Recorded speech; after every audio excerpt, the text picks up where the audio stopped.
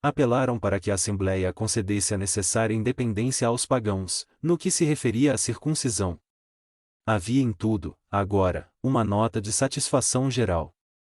As observações de Pedro calaram fundo em todos os companheiros. Foi então que Tiago tomou a palavra, e, vendose quase só no seu ponto de vista, esclareceu que Simão fora muito bem inspirado no seu apelo, mas pediu 3 emendas para que a situação ficasse bem esclarecida. Os pagãos ficavam isentos da circuncisão, mas deviam assumir o compromisso de fugir da idolatria, evitar a luxúria e abster-se das carnes de animais sufocados. O apóstolo dos gentios estava satisfeito. Fora removido o maior obstáculo. No dia seguinte os trabalhos foram encerrados, lavrando-se as resoluções em pergaminho. Pedro providenciou para que cada irmão levasse consigo uma carta, como prova das deliberações, em virtude da solicitação de Paulo, que desejava exibir o documento como mensagem de emancipação da gentilidade. Interpelado pelo pescador, quando se achavam a sós, sobre as impressões pessoais dos trabalhos, o ex-doutor de Jerusalém esclareceu com um sorriso e, em suma, estou satisfeito. Ficou resolvido o mais difícil dos problemas. A obrigatoriedade da circuncisão para os gentios representava um crime aos meus olhos. Quanto às emendas de Tiago, não me impressionam, porquanto a idolatria e a luxúria são atos detestáveis para a vida particular de cada um, e, quanto às refeições, suponho que todo cristão poderá comer como melhor lhe pareça, desde que os excessos sejam evitados. Pedro sorriu e explicou ao ex-rabino seus novos planos.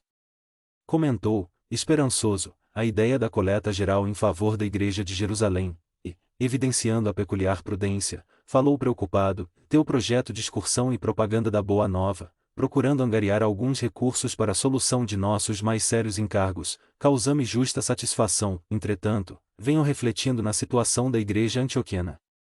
Pelo que observei de viso, concluo que a instituição necessita de servidores dedicados que se substituam nos trabalhos constantes de cada dia. Tua ausência, ao demais com Barnabé, trará dificuldades, caso não tomemos as providências precisas. Eis porque te ofereço a cooperação de 2 companheiros devotados, que me têm substituído aqui nos encargos mais pesados. Tratasse de Silas e Barsabás, 2 discípulos amigos da gentilidade e dos princípios liberais. De vez em quando, entram em desacordo com Tiago, como é natural, e, segundo creio, serão ótimos auxiliares do teu programa. Paulo viu no alvitre a providência que desejava. Junto de Barnabé, que participava da conversação, agradeceu ao ex-pescador, profundamente sensibilizado. A Igreja da Antioquia teria os recursos necessários que os trabalhos evangélicos requeriam. A medida proposta era-lhe muito grata, mesmo porque, desde logo tivera por Silas grande simpatia, presumindo nele um companheiro leal, expedito e dedicado. Os missionários de Antioquia ainda se demoraram 3 dias na cidade, após o encerramento do conselho, tempo esse que Barnabé aproveitou para repousar em casa da irmã. Paulo, contudo, declinou do convite de Maria Marcos e permaneceu na igreja, estudando a situação futura, em companhia de Simão Pedro e dos 2 novos colaboradores. Em atmosfera de grande harmonia, os trabalhadores do Evangelho versaram todos os requisitos do projeto. Fato digno de nota a reclusão de Paulo, junto aos apóstolos galileus, jamais saindo à rua, para não entrar em contato com o cenário vivo do seu passado tumultuoso. Finalmente, tudo pronto e ajustado, a missão se dispôs a regressar. Havia em todas as fisionomias um sinal de gratidão e de esperança santificada nos dias do porvir. Verificava-se, no entanto, um detalhe curioso, que é indispensável destacar. Solicitado pela irmã, Barnabé dispuserá-se a aceitar a contribuição de João Marcos, em nova tentativa de adaptação ao serviço do Evangelho. Considerando a boa intenção com que acederá aos pedidos da irmã, o ex-levita de Chipre achou desnecessário consultar o companheiro de esforços comuns. Paulo, porém, não se magoou. Acolheu a resolução de Barnabé, um tanto admirado, abraçou o jovem afetuosamente e esperou que o discípulo de Pedro se pronunciasse, quanto ao futuro. O grupo, acrescido de Silas, Barsabás e João Marcos, pôs-se a caminho para Antioquia, nas melhores disposições de harmonia. revezando-se na tarefa de pregação das verdades eternas, anunciavam o reino de Deus e faziam curas por onde passavam. Chegados ao destino, com grandes manifestações de júbilo da gentilidade, organizaram o plano colimado para dar-lhe imediata eficiência. Paulo expôs o propósito de voltar às comunidades cristãs já fundadas, estendendo a excursão evangélica por outras regiões onde o cristianismo não fosse conhecido. O plano mereceu aprovação geral. A instituição antioquina ficaria com a cooperação direta de Barsabás e Silas, os dois companheiros devotados que, até ali, haviam constituído duas fortes colunas de trabalho em Jerusalém. Apresentado o relatório verbal dos esforços em perspectiva, Paulo e Barnabé entraram a cogitar das últimas disposições particulares. Agora, disse o ex-levita de Chipre, espero concordes com o que resolvi relativamente a João. João Marcos? Interrogou Paulo admirado. Sim, desejo levá-lo conosco, a fim de afeiçoá-lo à tarefa. O ex-rabino franziu o sobrecenho num gesto muito seu, quando contrariado, e exclamou, não concordo, teu sobrinho está ainda muito jovem para o cometimento. Entretanto, prometi a minha irmã acolhê-lo em nossos labores. Não pode ser. Estabeleceu-se entre os dois uma contenda de palavras, na qual Barnabé deixava perceber seu descontentamento. O ex-rabino procurava justificar-se, ao passo que o discípulo de Pedro alegava o compromisso assumido e impugnava, com tal ou qual amargura, a atitude do companheiro. O ex-doutor, contudo, não se deixou convencer. A readmissão de João Marcos, dizia, não era justa. Poderia falhar novamente, fugir aos compromissos assumidos, desprezar a oportunidade do sacrifício. Lembrava as perseguições de Antioquia de Pisídia, as enfermidades inevitáveis, as dores morais experimentadas em Iconio, o apedrejamento cruel na praça de Listra. Acaso o rapaz estaria preparado, em tão pouco tempo, para compreender o alcance de todos esses acontecimentos, em que a alma era compelida a regozijar-se com o testemunho? Barnabé estava magoado, de olhos úmidos. Afinal, disse em tom comovedor, nenhum desses argumentos me convence e me esclarece, em consciência. Primeiramente, não vejo por que desfazer nossos laços afetivos. O ex-rabino não o deixou terminar e concluiu, isso nunca. Nossa amizade está muito acima destas circunstâncias. Nossos elos são sagrados. Pois bem, acentuou Barnabé, como interpretar, então, tua recusa?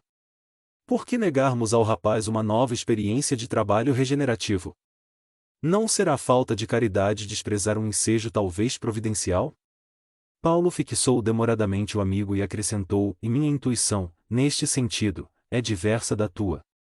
Quase sempre, Barnabé, a amizade a Deus é incompatível com a amizade ao mundo. Levantando-nos para a execução fiel do dever, as noções do mundo se levantam contra nós. Parecemos maus e ingratos. Mas, ouvem-me, e ninguém encontrará fechadas as portas da oportunidade, porque é o Todo-Poderoso quem nolas abre. A ocasião é a mesma para todos, mas os campos devem ser diferentes. No trabalho propriamente humano, as experiências podem ser renovadas todos os dias. Isso é justo. Mas considero que, no serviço do Pai, se interrompemos a tarefa começada, é sinal de que ainda não temos todas as experiências indispensáveis ao homem completo. Se a criatura ainda não sabe todas as noções mais nobres, relativas à sua vida e deveres terrestres, como consagrar-se com êxito ao serviço divino? Naturalmente que não podemos ajuizar-se. Este ou aquele já terminou o curso de suas demonstrações humanas e que, de hoje por diante, esteja apto ao serviço do Evangelho, porque, neste particular, cada um se revelará por si. Creio, mesmo, que teu sobrinho atingirá essa posição, com mais algumas lutas. Nós, entretanto, somos forçados a considerar que não vamos tentar uma experiência, mas um testemunho. Compreendes a diferença? Barnabé compreendeu o imenso alcance daquelas razões concisas, irrefutáveis, e calou-se para dizer daí a momentos, tens razão. Desta vez não poderei, portanto, ir contigo. Paulo sentiu toda a tristeza que transbordava daquelas palavras, e depois de meditar longo tempo, acentuou, e não nos entristeçamos. Estou refletindo na possibilidade de tua partida, com João Marcos, para Chipre. Ele encontraria, ali, um campo adequado aos trabalhos que lhe são necessários e, ao mesmo tempo, cuidaria da organização que fundamos na ilha. Dentro deste plano, continuaríamos em cooperação perfeita, mesmo no que se refere à coleta para a Igreja de Jerusalém. Desnecessário será dizer da utilidade de tua presença em Neapafos e Salamina. Quanto a mim, tomaria a Silas, internando-me pelo Tauro, e a Igreja de Antioquia ficará com a cooperação de Barsabás e Tito.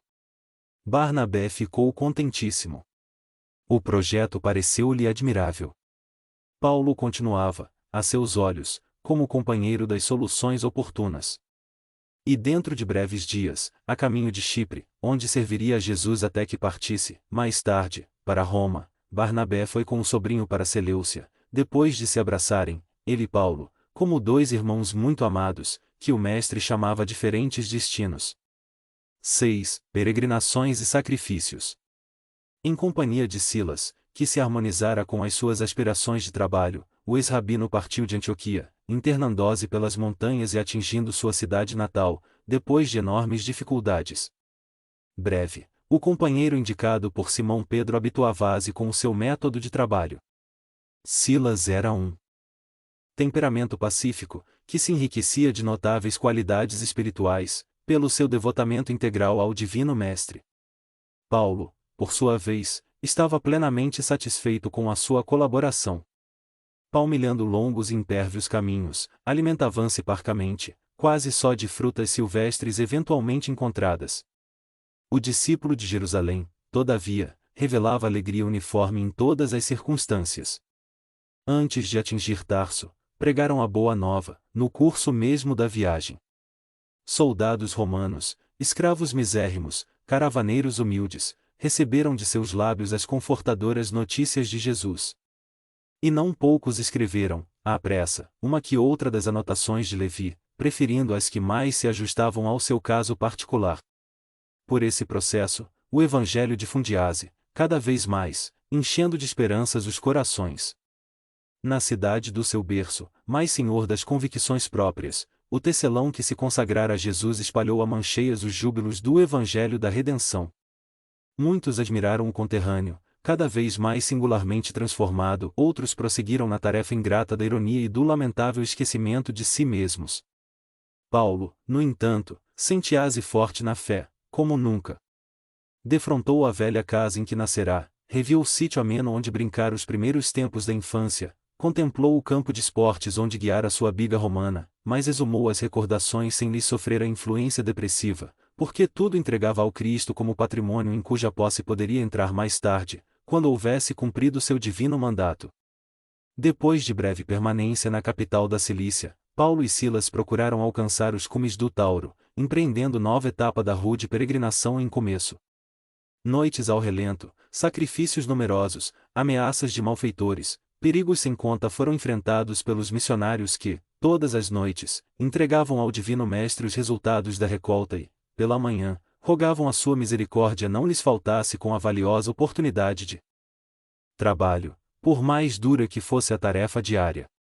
Cheios dessa confiança ativa, chegaram a Derbe, onde o ex-rabino abraçou comovidamente os amigos que ali chegará a fazer, após a dolorosa convalescença, em todos os setores.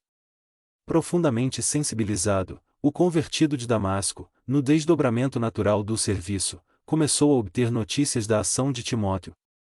O jovem filho de Eunice, pelo que lhe informavam, soubera enriquecer, de maneira prodigiosa, os conhecimentos adquiridos. A pequena cristandade de Derbe já lhe devia grandes benefícios. Por mais de uma vez, o novo discípulo ali a correr em missões ativas. Disseminava curas e consolações. Seu nome era abençoado de todos. Cheio de júbilo, após o término de suas tarefas naquela cidade pequenina, o ex-rabino demandou Listra, com ansiedade carinhosa. Lloyd o recebeu, bem como as suas, com a mesma satisfação da primeira vez. Todos queriam notícias de Barnabé, que Paulo não deixava de fornecer, solícito e prazenteiro. Na tarde desse dia, o convertido de Damasco abraçou Timóteo com imensa alegria a transbordar-lhe da alma. O rapaz chegava da faina diária junto dos rebanhos. Em breves minutos, Paulo conhecia a extensão dos seus progressos e conquistas espirituais. A comunidade de Listra estava rica de graças. O moço cristão conseguirá a renovação de muita gente em 2 judeus dos mais influentes na administração pública, destacados entre os que promoveram a lapidação do apóstolo, eram agora seguidores fiéis da doutrina do Cristo. Cuida a base da construção de uma igreja, onde os doentes fossem amparados e as crianças abandonadas encontrassem um ninho acolhedor. Paulo regozijou-se. Naquela mesma noite, houve em Listra grande assembleia. O apóstolo dos gentios encontrou uma atmosfera carinhosa, que lhe prodigalizava grande conforto. Expôs o objetivo de sua viagem, revelando suas preocupações pela difusão do Evangelho e acrescentando o assunto pertinente à igreja de Jerusalém. Como em Derbe, todos os companheiros contribuíram com o possível. Paulo não cabia em si de contentamento, observando o triunfo tangível do esforço de Timóteo nas camadas populares. Aproveitando sua passagem por Listra, a bondosa Lloyd confidenciou-lhe suas necessidades particulares. Ela e Eunice tinham parentes na Grécia, por parte do pai de seu neto, os quais lhes reclamavam a presença pessoal, a fim de que não lhes faltassem com os socorros afetuosos, os recursos que lhes restavam, em Listra, estavam prestes a esgotar-se. Por outro lado, desejava que Timóteo se consagrasse ao serviço de Jesus, iluminando o coração e a inteligência. A generosa velhinha e a filha projetavam, então, a mudança definitiva e consultavam o apóstolo sobre a possibilidade de aceitar a companhia do rapaz, pelo menos durante algum tempo, não só para que ele adquirisse novos valores no terreno da prática, como também porque isso facilitaria a transferência de todos para lugar tão distante. Paulo acedeu de bom grado. Aceitaria a cooperação de Timóteo com sincero prazer. O rapaz, a seu turno, conhecendo a decisão, não sabia como traduzir seu profundo reconhecimento, com transportes de alegria. Nas vésperas da partida, Silas entrou prudentemente no assunto e perguntou ao apóstolo se não era de bom alvitre operar a circuncisão do moço, a fim de que o judaísmo não perturbasse os labores apostólicos. Em socorro de sua arguição, invocava os obstáculos e lutas acerbas de Jerusalém. Paulo meditou bastante, recordou a necessidade de espalhar o evangelho sem escândalo para ninguém, e concordou com a medida aventada. Timóteo teria de pregar publicamente. Conviveria com os gentios, mas, maiormente, com os israelitas, senhores das sinagogas e de outros centros, onde a religião era ministrada ao povo. Era justo refletir na providência para que o moço não fosse incomodado em sua companhia. O filho de Eunice obedeceu sem hesitação. Daí a dias, despedindo-se dos irmãos e das generosas mulheres que ficavam a chorar nos votos de paz em Deus, os missionários demandaram Iconio, cheios de coragem indomita e do firme propósito de servir a Jesus.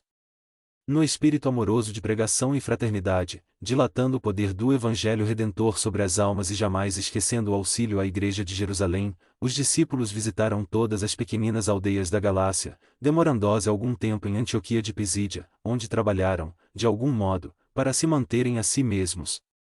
Paulo estava satisfeitíssimo. Seus esforços, em companhia de Barnabé, não haviam sido improfícuos. Nos lugares mais remotos, quando menos esperava, eis que surgiam notícias das igrejas anteriormente fundadas. Eram benefícios a necessitados, melhoras ou curas de enfermos, consolações aos que se encontravam em extremo desespero.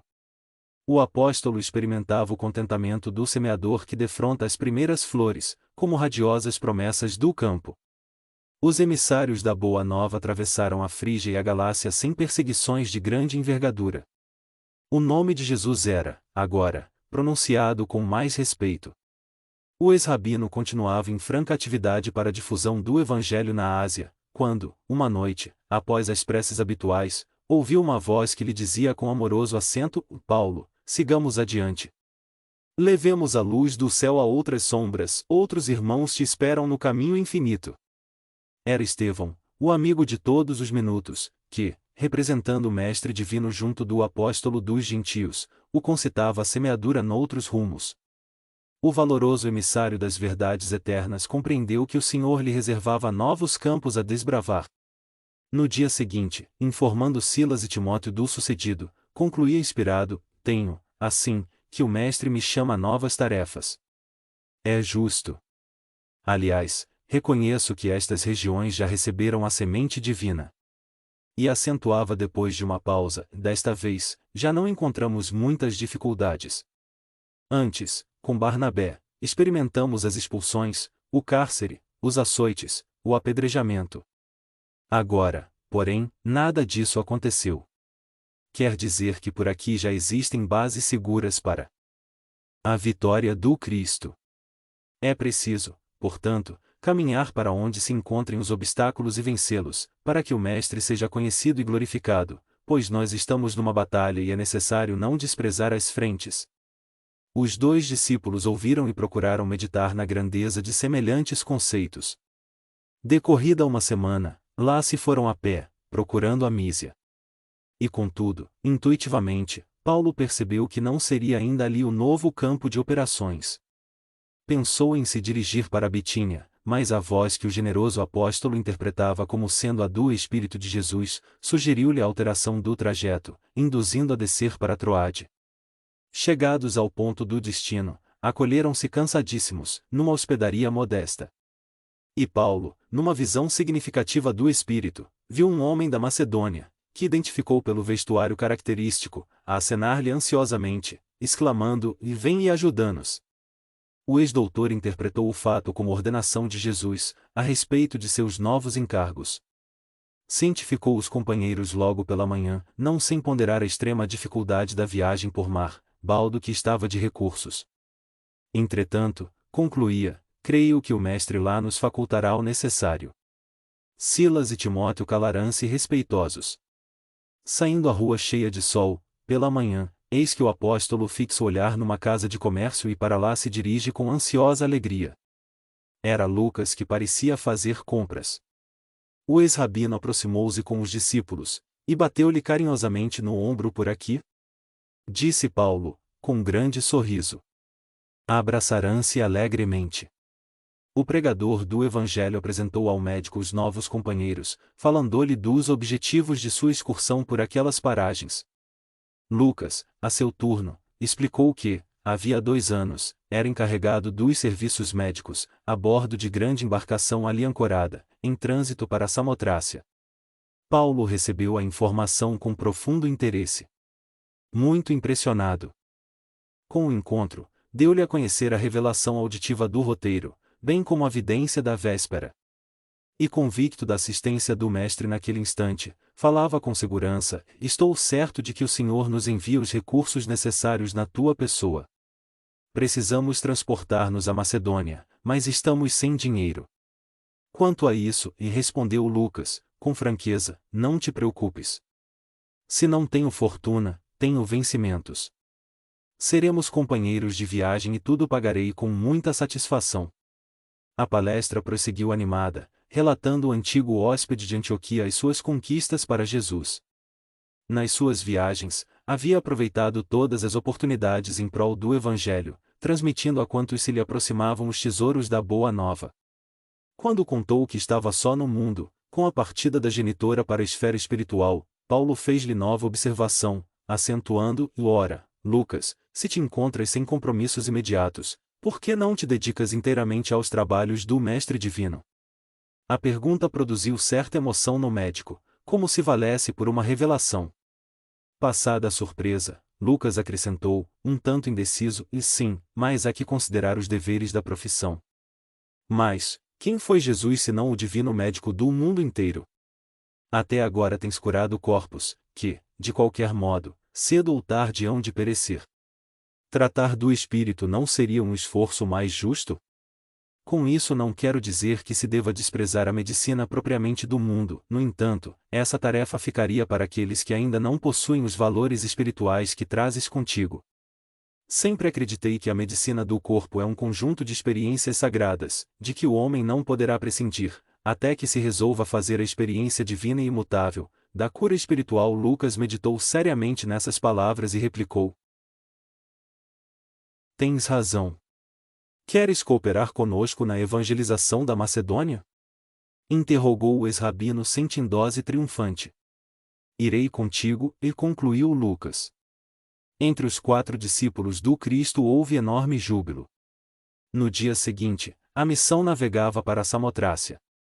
Lucas explicou-se como pôde, solicitando ao comando a permissão de se afastar por um ano dos serviços a seu cargo. E porque apresenta-se substituto, conseguiu com facilidade o seu intento. A bordo, como fazia em toda parte, Paulo aproveitou todos os ensejos para a pregação. As menores margens eram grandes temas evangélicos no seu raciocínio superior. O próprio comandante, romano de boa têmpera, abandonava-se prazerosamente ao gosto de ouvi-lo. Foi nessas viagens que Paulo de Tarso travou relações com um grande círculo de simpatizantes do Evangelho, conquistando numerosos amigos, citados nas futuras epístolas. Desembarcados, os missionários, enriquecidos com a cooperação de Lucas, descansaram 2 dias em Neápolis, dirigindo-se em seguida para Filipos. Quase às portas da cidade, Paulo sugeriu que Lucas e Timóteo se dirigissem, por outros caminhos, para Tessalônica, onde os 4 se reuniriam mais tarde. Com esse programa, nenhuma aldeia ficaria esquecida e as sementes do reino de Deus seriam espalhadas nos meios mais simples. A ideia foi aprovada com satisfação. Lucas não deixou de perguntar se Timóteo era circuncidado. Conhecia as tricas dos judeus e não desejava atritos nas suas tarefas iniciais.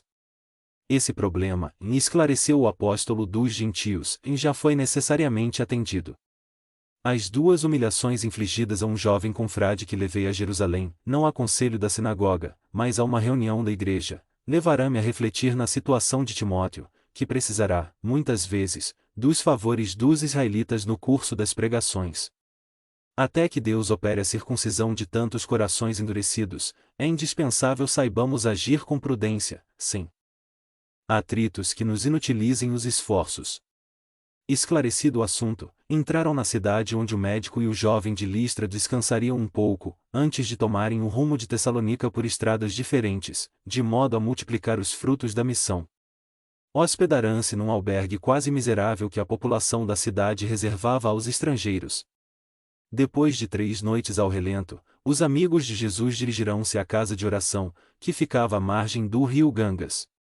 Filipos não possuía a sinagoga e o santuário destinado às preces, embora tomasse o título de casa, não era mais que um recanto ameno da natureza, rodeado de muros em ruínas. Ciente da situação religiosa da cidade, Paulo dirigiu-se para lá com os companheiros. Muito surpreendidos, entretanto, os missionários não encontraram senão senhoras e meninas em oração. O ex-rabino penetrou resolutamente no círculo feminino e falou dos objetivos do Evangelho, como se estivesse diante de imenso público. As mulheres estavam magnetizadas por sua palavra ardorosa e sublime. Enxugavam discretamente as lágrimas que lhes afluíam ao rosto, ao receberem notícias do Mestre, e uma delas, chamada Lídia, viúva digna e generosa, aproximou-se dos missionários, e confessando-se convertida ao Salvador esperado, oferecia-lhes a própria casa para fundarem a nova igreja. Paulo de Tarso contemplou-a de olhos úmidos.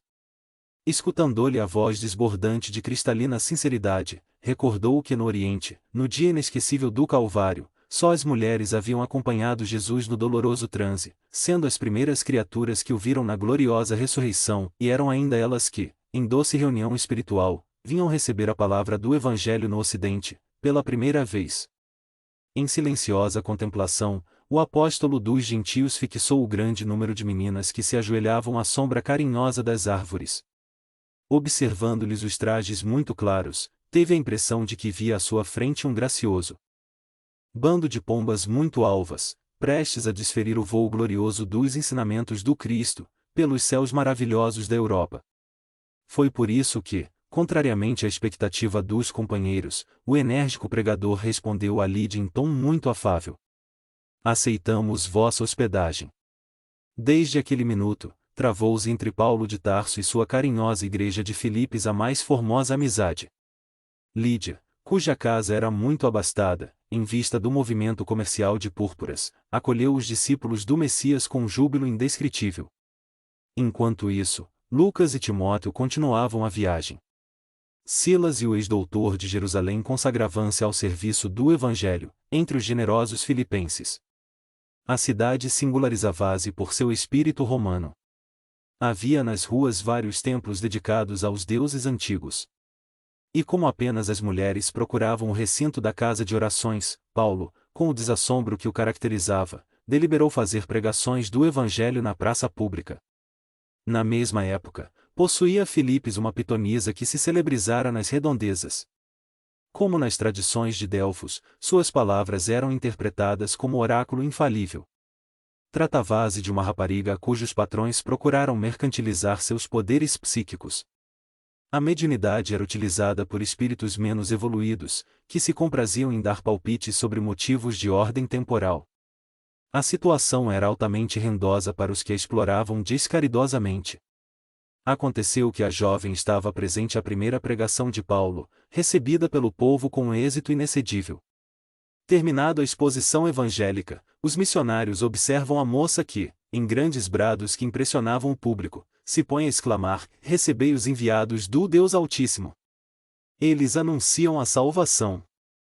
Paulo e Silas ficaram um tanto perplexos, entretanto, nada replicaram, conservando o incidente no coração, em atitude discreta.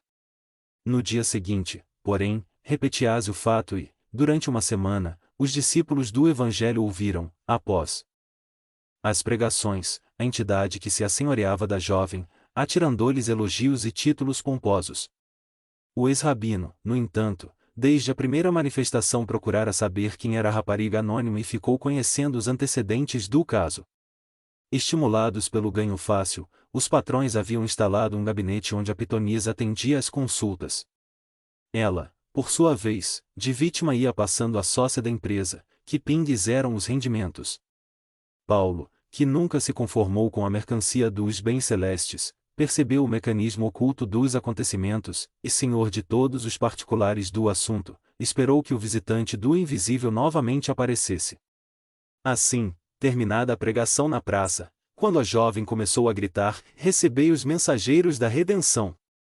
Não são homens, são anjos do Altíssimo." O convertido de Damasco desceu da tribuna a passos firmes, e aproximando-se da locutora dominada por estranha influência, intimou a entidade manifestante, em tom imperativo e espírito perverso: "Não somos anjos, somos trabalhadores em luta com as próprias fraquezas. Por amor ao Evangelho, em nome de Jesus Cristo ordeno que te retires para sempre. Proíbo-te, em nome do Senhor, estabeleceres confusão entre as criaturas, incentivando interesses mesquinhos do mundo em detrimento dos sagrados interesses de Deus." Imediatamente, a pobre rapariga recobrou energias e libertou-se da atuação malfazeja. O fato provocou enorme admiração popular. O próprio Silas, que, de algum modo, se comprazia em ouvir as afirmações da pitonisa, interpretando-as como um conforto espiritual, estava boquiaberto. Quando se viram a sós, quis-lhe dissesse Paulo os motivos que o levaram a semelhante atitude, e perguntou-lhe: acaso não falava ela do nome de Deus? Sua propaganda não seria para nós valioso auxílio? O apóstolo sorriu e sentenciou: porventura, Silas, poder-se-á na terra julgar qualquer trabalho antes de concluído? Aquele espírito poderia falar em Deus, mas não vinha de Deus. Que fizemos para receber elogios? Dia e noite, estamos lutando contra as imperfeições de nossa alma. Jesus mandou que insolássemos, a fim de aprendermos duramente. Não ignoras como vivo em batalha com o espinho dos desejos inferiores. Então, seria justo aceitarmos títulos imerecidos quando o Mestre rejeitou o qualificativo de bom? Claro que, se aquele espírito viesse de Jesus, outras seriam suas palavras. Estimularia nosso esforço, compreendendo nossas fraquezas. Além do mais, procurei informar-me a respeito da jovem e sei que ela é hoje a chave de grande movimento comercial. Silas impressionou-se com os esclarecimentos mais que justos. Mas, dando a entender suas dificuldades para os compreender integralmente, acrescentou: todavia, será o incidente uma lição para não entretermos relações com o plano invisível? Como pudeste chegar a semelhante conclusão? Respondeu o ex-rabino muito admirado: e o cristianismo sem o profetismo seria um corpo sem alma. Se fecharmos a porta de comunicação com a esfera do Mestre, como receber seus ensinos? Os sacerdotes são homens, os templos são de pedra. Que seria de nossa tarefa sem as luzes do plano superior? Do solo brota muito alimento, mas, apenas para o corpo. Para a nutrição do espírito é necessário abrir as possibilidades de nossa alma para o alto e contar com o amparo divino. Nesse particular, toda a nossa atividade repousa nas dádivas recebidas. Já pensaste no Cristo sem ressurreição e sem intercâmbio com os discípulos? Ninguém poderá fechar as portas que nos comunicam com o céu. O Cristo está vivo e nunca morrerá. Conviveu com os amigos, depois do Calvário, em Jerusalém e na Galiléia, trouxe uma chuva de luz e sabedoria aos cooperadores galileus, no Pentecostes, chamou-me às portas de Damasco, mandou um emissário para a libertação de Pedro, quando o generoso pescador chorava no cárcere. A voz de Paulo tinha acentos maravilhosos, nessas profundas evocações. Silas compreendeu e calou-se, de olhos rasos de pranto. O incidente, entretanto, teria mais vastas repercussões, além daquelas que os apóstolos do Mestre poderiam esperar. A pitonisa não mais recebeu a visita da entidade que distribuía palpites de toda a sorte. Em vão, os consulentes viciados lhe bateram à porta. Vendosos e privados da renda fácil, os prejudicados fomentaram largo movimento de revolta contra os missionários. Espalhava-se o boato de que Filipes, em virtude da audácia do pregador revolucionário, fora privada da assistência dos Espíritos de Deus. Os fanáticos exaltaram-se. Daí a 3 dias, Paulo e Silas foram surpreendidos, em plena praça, com um ataque do povo e foram presos a troncos pesadíssimos e flagelados, sem compaixão. Sob os apupos da massa ignorante, submeteram-se, com humildade, ao suplício. Quando sangravam sob as varas impiedosas, houve a intervenção das autoridades e foram então conduzidos ao cárcere, abatidos e cambaleantes. Dentro da noite escura e dolorosa, incapacitados de dormir, pelas dores crudelíssimas, os discípulos de Jesus vigiaram em preces ungidas de luminoso fervor. Lá fora, rugia a tempestade em trovões terríveis e ventos sibilantes. Filipes inteira parecia abalada em seus alicerces pela tormenta fragorosa. Passava da meia-noite e os 2 apóstolos oravam em voz alta. Os prisioneiros vizinhos, vendo-os em oração, pareciam acompanhá-los, pela expressão do rosto. Paulo contemplou-os, através das grades, e, aproximando-se, a custo, começou a pregar o reino de Deus. Ao comentar a tempestade imprevista que se abatera sobre o ânimo dos discípulos, enquanto Jesus dormia na barca, um fato maravilhoso feriu os olhos dos encarcerados. As portas pesadas das numerosas celas se abriram sem ruído. Silas ficou lívido. Paulo compreendeu e saiu ao encontro dos companheiros. Continuou pregando as verdades eternas do Senhor, com entonação impressionante e vendo umas dezenas de homens de peito hirsuto, barbas longas, fisionomias taciturnas, como se estivessem plenamente esquecidos do mundo, o apóstolo dos gentios falou, com mais entusiasmo, da missão do Cristo e pediu que ninguém tentasse fugir. Os que se reconhecessem culpados agradecessem ao Pai os benefícios da corrigenda, os que se julgassem inocentes dessem expansão ao regozijo, porque só os martírios do justo podiam salvar o mundo. Esses argumentos de Paulo contiveram toda a estranha e reduzida assembleia. Ninguém procurou alcançar a porta de saída, senão que, reunindo-se em torno daquele desconhecido, que tão bem sabia falar aos desgraçados, muitos se ajoelharam em pranto, convertendo-se ao Salvador que ele anunciava com bondade e energia. Ao alvorecer, amainada a tormenta, levantase o carcereiro, perturbado pelo vozerio singular. Vendo as portas abertas e temendo a sua responsabilidade, tenta matar-se, instintivamente. Mas Paulo avança e impossibilita-lhe o gesto extremo, explicando-lhe a ocorrência. Todos os encarcerados regressaram humildes ao seu cubículo. Lucano, o carcereiro, convertese à nova doutrina.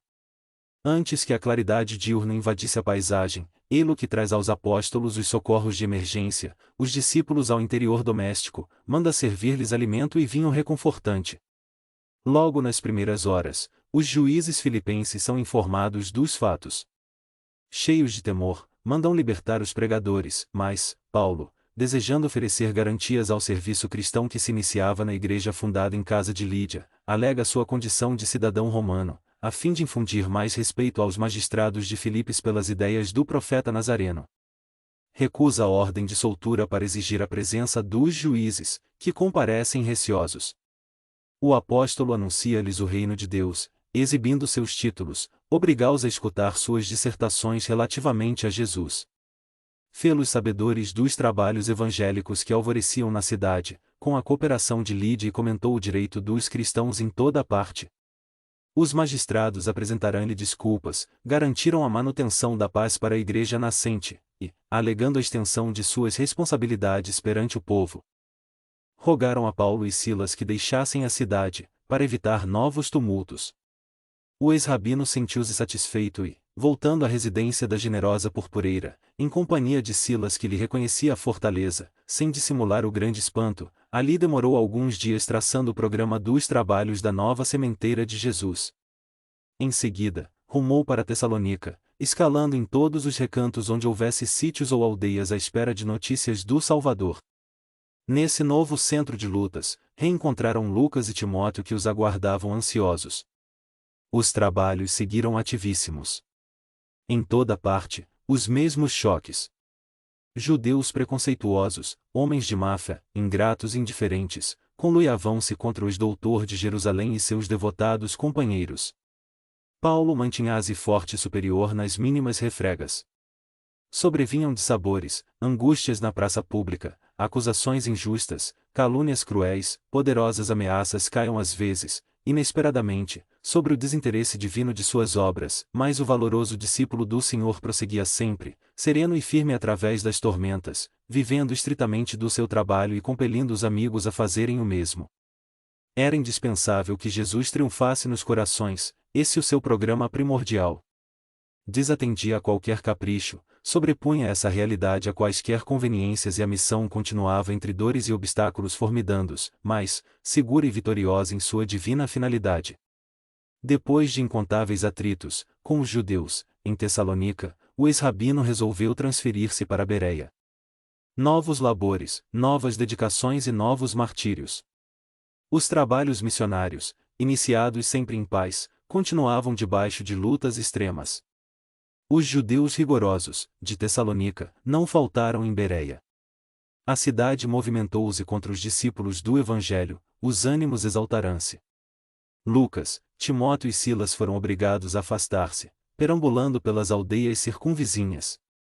Paulo foi preso e açoitado. À custa de grandes sacrifícios dos simpatizantes de Jesus, deram-lhe liberdade, com a condição de retirar-se dentro do menor prazo possível. O ex-rabino acedeu prontamente. Sabia que atrás de si, através de esforços insanos, sempre ficaria uma igreja doméstica, que se alargaria ao infinito, bafejada pela misericórdia do Mestre, a fim de proclamar a excelência da Boa Nova. Era noite, quando os irmãos de Ideal conseguiram trazê-lo do cárcere para a via pública. O apóstolo dos gentios procurou informar-se sobre os companheiros e soube das vicissitudes que os assoberbavam. Lembrou que Silas e Lucas estavam doentes, que Timóteo necessitava encontrar-se com a sua mãe no porto de Corinto. Era melhor proporcionar aos amigos uma trégua no vórtice das atividades renovadoras. Não seria justo requisitar-lhes a cooperação, quando ele próprio experimentava a necessidade de repouso. Os irmãos de Bereia insistiam pela sua partida. Era uma temeridade provocar novos atritos. Foi aí que Paulo deliberou pôr em prática um velho plano. Visitaria Atenas, satisfazendo um velho ideal. Muitas vezes, impressionado com a cultura helênica recebida em Tarso, alimentar o desejo de conhecer-lhe os monumentos gloriosos, os templos soberbos, o espírito sábio e livre. Quando ainda muito jovem, cogitara dessa visita à cidade magnificente dos velhos deuses, disposto a levar-lhe os tesouros da fé, guardados em Jerusalém, procuraria as assembleias cultas e independentes e falaria de Moisés e da sua lei. Pensando, agora, na realização de tal projeto, considerava que levaria luzes muito mais ricas ao espírito ateniense e anunciaria à cidade famosa o Evangelho de Jesus. Certo, quando falasse na praça pública, não encontraria os tumultos, tão do gosto israelita. Antegozava o prazer de falar à multidão afeiçoada ao trato das coisas espirituais. Indubitavelmente, os filósofos esperavam notícias do Cristo, com impaciência. Teriam nas suas pregações evangélicas o verdadeiro sentido da vida. Embalado por essas esperanças, o apóstolo dos gentios decidiu a viagem, acompanhado de alguns amigos mais fiéis. Estes, porém, regressaram das portas atenienses, deixando-o completamente só. Paulo penetrou na cidade possuído de grande emoção. Atenas ainda ostentava numerosas belezas exteriores. Os monumentos de suas tradições veneráveis estavam quase todos de pé, brandas harmonias vibravam no céu muito azul, vales risonhos atapetavam-se de flores e perfumes. A grande alma do apóstolo extasiou-se na contemplação da natureza. Recordou os nobres filósofos que haviam respirado aqueles mesmos ares, rememorou os fastos gloriosos do passado ateniense, sentindo-se transportado a maravilhoso santuário. Entretanto, o transeunte das ruas não lhe podia ver a alma, e de Paulo viram apenas o corpo esquálido que as privações tornaram exótico. Muita gente o tomou por mendigo, farrapo humano da grande massa que chegava, em fluxo contínuo, do Oriente desamparado. O emissário do Evangelho, no entusiasmo de suas generosas intenções, não podia perceber as desencontradas opiniões a seu respeito. Cheio de bom ânimo, resolveu pregar na praça pública, na tarde desse mesmo dia. Ansiava por defrontar o espírito ateniense, tal como já defrontara as grandezas materiais da cidade. Seu esforço, no entanto, foi seguido de penoso insucesso. Inúmeras pessoas aproximaram-se no primeiro momento, mas, quando lhe ouviram as referências a Jesus e à ressurreição, grande parte dos assistentes rompeu em gargalhadas de irritante ironia. Será este filósofo um novo Deus? Perguntava um transeunte com ar de pilhéria. Está muito desajeitado para tanto, e respondia o interpelado. Onde já se viu um Deus assim? Indagava ainda outro. Vede como lhe tremem as mãos. Parece doente e enfraquecido. A barba é selvagem e está cheio de cicatrizes. E louco, exclamava um ancião com vastas presunções de sabedoria. Não percamos tempo. Paulo tudo ouvia, notou a fila dos retirantes, indiferentes e endurecidos, e experimentou muito frio no coração. Atenas estava muito distanciada das suas esperanças. A Assembleia Popular deu-lhe a impressão de enorme ajuntamento de criaturas envenenadas de falsa cultura. Por mais de uma semana perseverou nas pregações públicas sem resultados apreciáveis. Ninguém se interessou por Jesus, e muito menos, em oferecer-lhe hospedagem por uma simples questão de simpatia. Era a primeira vez, desde que iniciara a tarefa missionária, que se retiraria de uma cidade sem fundar uma igreja. Nas aldeias mais rústicas, sempre aparecia alguém que copiava as anotações de Levi para começar o labor evangélico no recinto humilde de um lar. Em Atenas ninguém apareceu interessado na leitura dos textos evangélicos.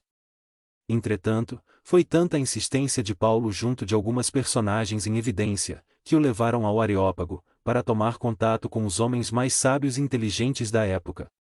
Os componentes do nobre conclave receberão-lhe a visita com mais curiosidade que interesse. O apóstolo ali penetrara por mercê de Dionísio, homem culto e generoso, que lhe atenderá às solicitações, a fim de observar até onde ia sua coragem na apresentação da doutrina desconhecida. Paulo começou impressionando o auditório aristocrático, referindo-se ao Deus desconhecido, homenageado nos altares atenienses. Sua palavra vibrante apresentava cambiantes singulares, as imagens eram muito mais ricas e formosas que as registradas pelo autor dos Atos. O próprio Dionísio estava admirado. O apóstolo revelava-se ele muito diferente de quando o vira na praça pública. Falava com alta nobreza, com ênfase, as imagens revestiam-se de extraordinário colorido, mas, quando começou a discorrer sobre a ressurreição, houve forte e prolongado murmúrio. As galerias riam a bandeiras despregadas, choviam remoques acerados. A aristocracia intelectual ateniense não podia ceder nos seus preconceitos científicos. Os mais irônicos deixavam o recinto com gargalhadas sarcásticas, enquanto os mais comedidos, em consideração a Dionísio, aproximaram-se do apóstolo com sorrisos intraduzíveis, declarando que o ouviriam de bom grado por outra vez, quando não se desse ao luxo de comentar assuntos de ficção. Paulo ficou, naturalmente, desolado. No momento, não podia chegar à conclusão de que a falsa cultura encontrará sempre, na sabedoria verdadeira, uma expressão de coisas imaginárias e sem sentido. A atitude do Areópago não lhe permitiu chegar ao fim. Em breve o suntuoso recinto estava quase silencioso. O apóstolo, então, lembrou que seria preferível arrostar o tumulto dos judeus. Onde houvesse luta, haveria sempre frutos a colher. As discussões e os atritos, em muitos casos, representavam o revolvimento da terra espiritual para a semente divina. Ali, entretanto, encontrara a frieza da pedra. O mármore das colunas soberbas deu-lhe imediatamente a imagem da situação. A cultura ateniense era bela e bem cuidada, impressionava pelo exterior magnífico, mas estava fria, com a rigidez da morte intelectual. Apenas Dionísio e uma jovem senhora de nome Dâmaris e alguns serviçais do palácio permaneciam a seu lado, extremamente constrangidos, embora propensos à causa. Não obstante o desapontamento, Paulo de Tarso fez o possível por evitar a nuvem de tristeza que pairava sobre todos, a começar por ele próprio. Ensaiou um sorriso de conformação e tentou algo de bom humor. Dionísio consolidou, ainda mais, sua admiração pelas poderosas qualidades espirituais daquele homem de aparência franzina, tão enérgico e cioso de suas convicções. Antes de se retirarem, Paulo falou na possibilidade de fundar uma igreja, ainda que fosse num humilde santuário doméstico, onde se estudasse e comentasse o Evangelho. Mas os presentes não regatearam escusativas e pretextos. Dionísio afirmou que lamentava não lhe ser possível amparar o cometimento, dada a angústia. De tempo, Dâmaris alegou os impedimentos domésticos, os servos do Areópago, um por um, manifestaram dificuldades extremas. Um era muito pobre, outro muito incompreendido, e Paulo recebeu todas as recusas mantendo singular expressão fisionômica, como o semeador que se vê rodeado somente de pedras e espinheiros. O apóstolo dos gentios despediu-se com serenidade, mas, tão logo se viu só, chorou copiosamente. A que atribuir o doloroso insucesso? Não pôde compreender, imediatamente, que Atenas padecia de seculares intoxicações intelectuais, e, supondo-se desamparado pelas energias do plano superior, o ex-rabino deu expansão a terrível desalento. Não se conformava com a frieza geral, mesmo porque a nova doutrina não lhe pertencia e sim ao Cristo. Quando não chorava refletindo na própria dor, chorava pelo Mestre, julgando que ele, Paulo, não havia correspondido à expectativa do Salvador. Por muitos dias, não conseguiu desfazer a nuvem de preocupações que lhe ensombrou a alma. Todavia, encomendava-se a Jesus e suplicava-lhe proteção para os grandes deveres da sua vida. Nesse vulcão de incertezas e amarguras, surgiu o socorro do Mestre ao apóstolo bem-amado. Timóteo chegará de Corinto, carregado de boas notícias. 7. As Epístolas. O neto de Lloyd trazia ao ex-rabino muitas novidades confortadoras. Já havia instalado as duas senhoras na cidade, era portador de alguns recursos e falou-lhe do desenvolvimento da doutrina cristã, na velha capital da Acaia. Uma notícia lhe foi, sobretudo, particularmente grata. É que Timóteo mencionava o encontro com Áquila e Prisca. Aquelas duas criaturas, que se lhe fizeram solidárias nas dificuldades extremas do deserto, trabalhavam agora em Corinto pela glória do Senhor. Alegrou-se íntima, profundamente. Além das muitas razões pessoais que o chamavam a Acaia, isto é, e as recordações indeléveis de Gesiel e Abigail, o desejo de abraçar o casal amigo foi também uma circunstância decisiva da sua partida. Imediata. O valoroso pregador saía de Atenas assaz abatido.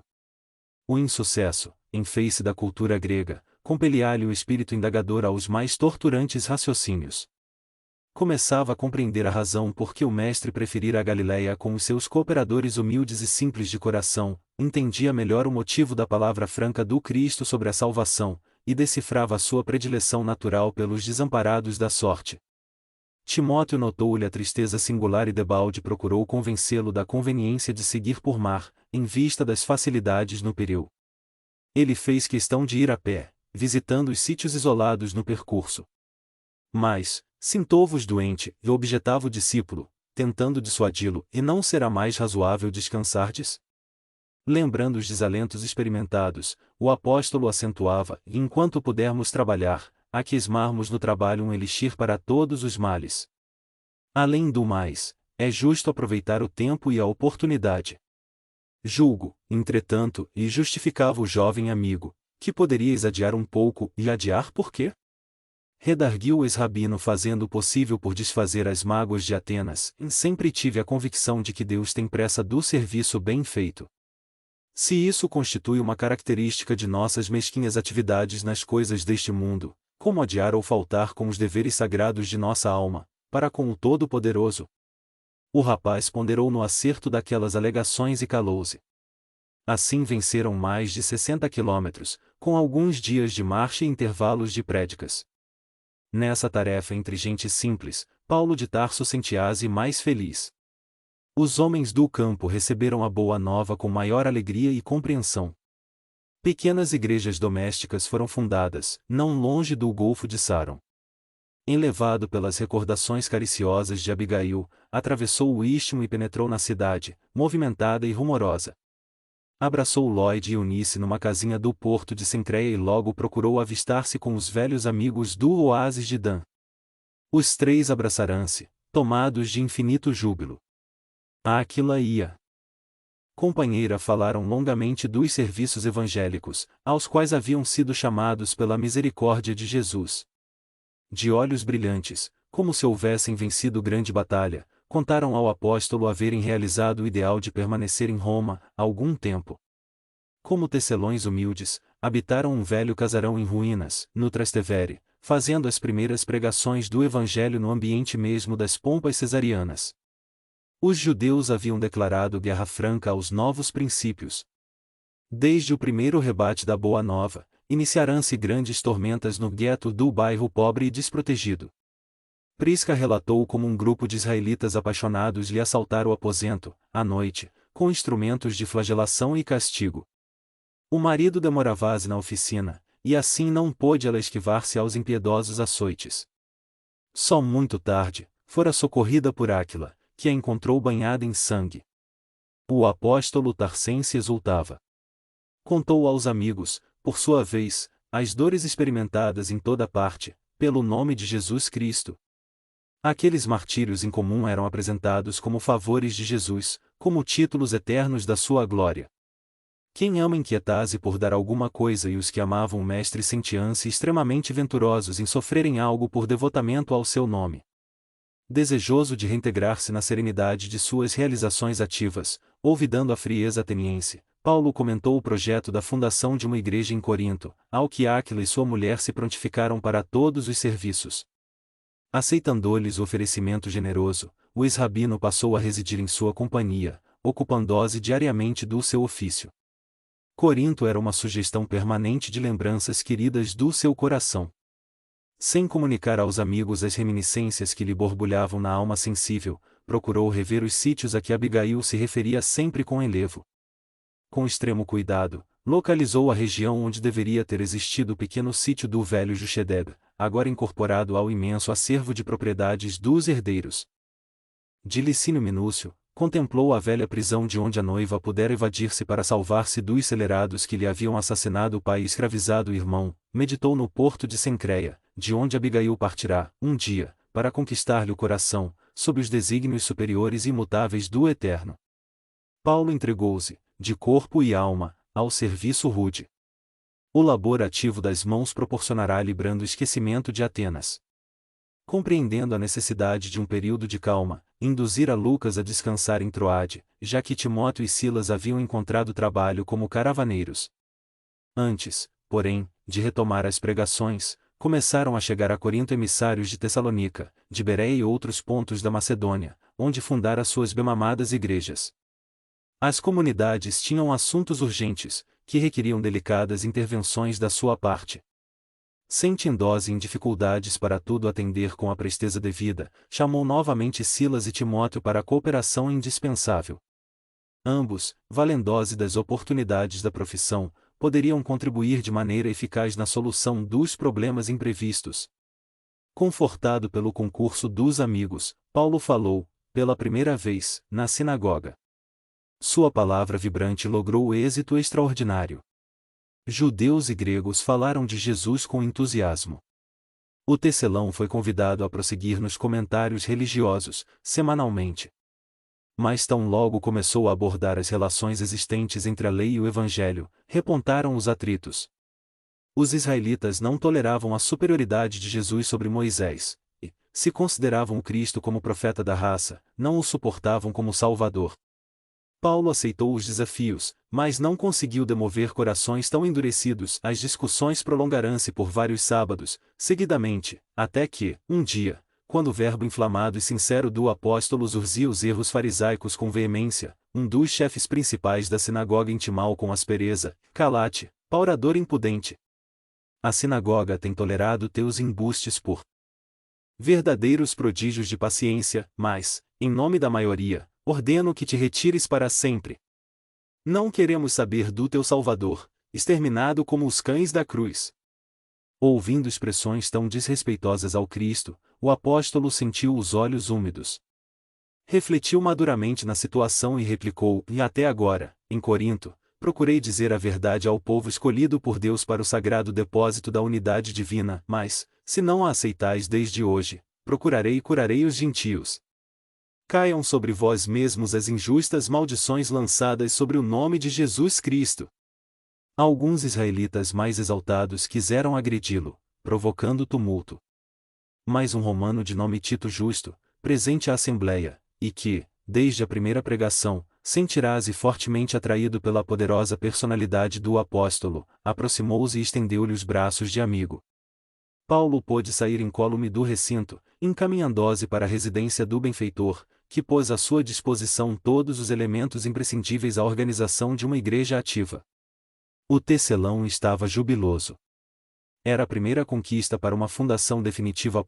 Tito Justo, com auxílio de todos os simpatizantes do Evangelho, adquiriu uma casa para início dos serviços religiosos. Áquila e Prisca foram os principais colaboradores, além de Lloyd e Eunice, para que se executassem os programas traçados por Paulo, de acordo com a querida organização de Antioquia. A igreja de Corinto começou, então, a produzir os frutos mais ricos de espiritualidade. A cidade era famosa por sua devassidão, mas o apóstolo costumava dizer que dos pântanos nasciam, muitas vezes, os lírios mais belos, e como onde há muito pecado há muito remorso e sofrimento, em identidade de circunstâncias, a comunidade cresceu, dia a dia, reunindo os crentes mais diversos, que chegavam ansiosos por abandonar aquela Babilônia incendiada pelos vícios. Com a presença de Paulo, a igreja de Corinto adquiria singular importância. E quase diariamente chegavam emissários das regiões mais afastadas. Eram portadores da Galácia a pedirem providências para as igrejas de Pisídia, companheiros de Iconio, de Listra, de Tessalônica, de Chipre, de Jerusalém. Em torno do apóstolo formou-se um pequeno colégio de seguidores, de companheiros permanentes, que com ele cooperavam nos mínimos trabalhos. Paulo, entretanto, preocupava-se intensamente. Os assuntos eram urgentes com variados. Não podia olvidar o trabalho de sua manutenção, assumirá compromissos pesados com os irmãos de Corinto, devia estar atento à coleta destinada a Jerusalém, não podia desprezar as comunidades anteriormente fundadas. Aos poucos, compreendeu que não bastava enviar emissários. Os pedidos choviam de todos os sítios por onde perambulara, levando as alvíceras da Boa Nova. Os irmãos, carinhosos e confiantes, contavam com a sua sinceridade e dedicação, compelindo a lutar intensamente. Sentindo-se incapaz de atender a todas as necessidades ao mesmo tempo, o abnegado discípulo do Evangelho, valendo-se, um dia, do silêncio da noite, quando a igreja se encontrava deserta, rogou a Jesus, com lágrimas nos olhos, não lhe faltasse com os socorros necessários ao cumprimento integral da tarefa. Terminada a oração, sentiu-se envolvido em branda claridade. Teve a impressão nítida de que recebia a visita do Senhor. Genuflexo, experimentando indizível comoção, ouviu uma advertência serena e carinhosa: "Não temas", dizia a voz, "prossegue ensinando a verdade e não te cales, porque estou contigo." O apóstolo deu curso às lágrimas que lhe fluíam do coração. Aquele cuidado amoroso de Jesus, aquela exortação em resposta ao seu apelo, penetravam-lhe a alma em ondas cariciosas. A alegria do momento dava para compensar todas as dores e padecimentos do caminho. Desejoso de aproveitar a sagrada inspiração do momento que fugia, pensou nas dificuldades para atender às várias igrejas fraternas. Tanto bastou para que a voz dulcíssima continuasse: "E não te atormentes com as necessidades do serviço. É natural que não possas assistir pessoalmente a todos, ao mesmo tempo. Mas é possível a todos satisfazeres, simultaneamente, pelos poderes do Espírito." procurou atinar com o sentido justo da frase, mas teve dificuldade íntima de o conseguir. Entretanto, a voz prosseguia com brandura: poderás resolver o problema escrevendo a todos os irmãos em meu nome. Os de boa vontade saberão compreender, porque o valor da tarefa não está na presença pessoal do missionário, mas no conteúdo espiritual do seu verbo, da sua exemplificação e da sua vida. Doravante, Estevão permanecerá mais conchegado a ti, transmitindo-te meus pensamentos, e o trabalho de evangelização poderá ampliar-se em benefício dos sofrimentos e das necessidades do mundo. O dedicado amigo dos gentios viu que a luz se extinguira, o silêncio voltará a reinar entre as paredes singelas da igreja de Corinto, mas, como se houvera sorvido a água divina das claridades eternas, conservava o espírito mergulhado em júbilo intraduzível. Recomeçaria o labor com mais afinco, mandaria às comunidades mais distantes as notícias do Cristo. De fato, logo no dia seguinte, chegaram portadores de Tessalônica com notícias desagradabilíssimas. Os judeus haviam conseguido despertar, na igreja, novas e estranhas dúvidas e contendas. Timóteo corroborava com observações pessoais. Reclamavam a presença do apóstolo com urgência, mas este deliberou pôr em prática o alvitre do mestre, e recordando que Jesus lhe prometera associar Estevão à divina tarefa, julgou não dever atuar por si só e chamou Timóteo e Silas para redigir a primeira de suas famosas epístolas. Assim começou o movimento dessas cartas imortais, cuja essência espiritual provinha da esfera do Cristo, através da contribuição amorosa de Estevão e companheiro abnegado e fiel daquele que se havia arvorado, na mocidade, em primeiro perseguidor do cristianismo. Percebendo o elevado espírito de cooperação de todas as obras divinas, Paulo de Tarso nunca procurava escrever só, buscava cercar-se, no momento, dos companheiros mais dignos, socorria-se de suas inspirações, consciente de que o mensageiro de Jesus, quando não encontrasse no seu tono sentimental as possibilidades precisas para transmitir os desejos do Senhor, teria nos amigos instrumentos adequados. Desde então, as cartas amadas e célebres, tesouro de vibrações de um mundo superior, eram copiadas e sentidas em toda a parte. E Paulo continuou a escrever sempre, ignorando, contudo, que aqueles documentos sublimes, escritos muitas vezes em hora de angústias extremas, não se destinavam a uma igreja particular, mas à cristandade universal. As epístolas lograram êxito rápido. Os irmãos as disputavam nos rincões mais humildes, por seu conteúdo de consolações, e o próprio Simão Pedro, recebendo as primeiras cópias, em Jerusalém, reuniu a comunidade e, lendo-as, comovido, declarou que as cartas do convertido de Damasco deviam ser interpretadas como cartas do Cristo aos discípulos e seguidores, afirmando, ainda, que elas assinalavam um novo período luminoso na história do Evangelho. Altamente confortado, o ex-doutor da lei procurou enriquecer a igreja de Corinto de todas as experiências que trazia da instituição antioquense. Os cristãos da cidade viviam num oceano de júbilos indefiníveis. A igreja possuía seu departamento de assistência aos que necessitavam de pão, de vestuário, de remédios. Venerandas velhinhas revezavam-se na tarefa santa de atender aos mais desfavorecidos.